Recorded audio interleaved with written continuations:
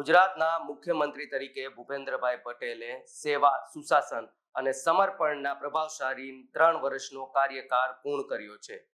આ શાસનકાળમાં સરકારની નીતિઓએ ગુજરાતના વિકાસને નવી દિશા આપી છે.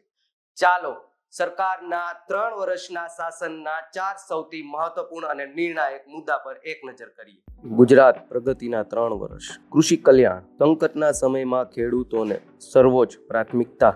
કમોસમી વરસાદના નુકસાન સામે ₹10,000 કરોડનું વિશાળ કૃષિ રાહત પેકેજ જાહેર કર્યું, જેણે લગભગ 33 લાખ ખેડૂતોને મોટી રાહત આપી છે. એટલું જ નહીં, ₹15,000 કરોડની ટેકાના ભાવે ખરીદી દ્વારા 10 લાખથી વધુ ખેડૂતોને ફાયદો થયો. શહેરી વિકાસ અને ઇન્ફ્રાસ્ટ્રક્ચર.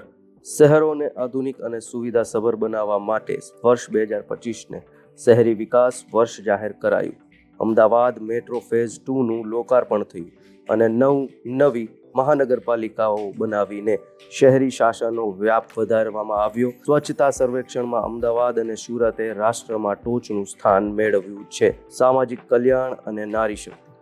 મહિલા સશક્તિકરણ પર વિશેષ ધ્યાન. રાજ્યમાં 5,96,000 લખપતિ દીદીની સંખ્યા થઈ છે. નારી ગૌરવ નીતિ 2024 અને ₹1 લાખ કરોડથી વધુનું જેન્ડર બજેટ જાહેર કરાયું. નમો લક્ષ્મી યોજના હેઠળ 10 લાખથી વધુ વિદ્યાર્થીઓને આર્થિક સહાય પહોંચાડાઈ.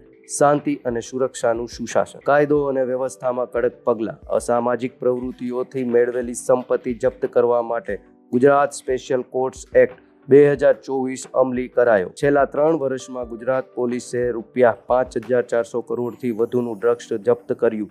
112 જનરક્ષક પ્રોજેક્ટ અને વિશ્વાસ પ્રોજેક્ટ હેઠળ 7,000 સીસીટીવીથી સુરક્ષામાં વધારો કરાયો. સીએમ ભૂપેન્દ્રભાઈ પટેલના નેતૃત્વમાં ગુજરાત કૃષિ, ઇન્ફ્રાસ્ટ્રક્ચર, મહિલા સશક્તિકરણ અને સુરક્ષાના ક્ષેત્રે મજબૂત પગલાં ભરી રહ્યું છે.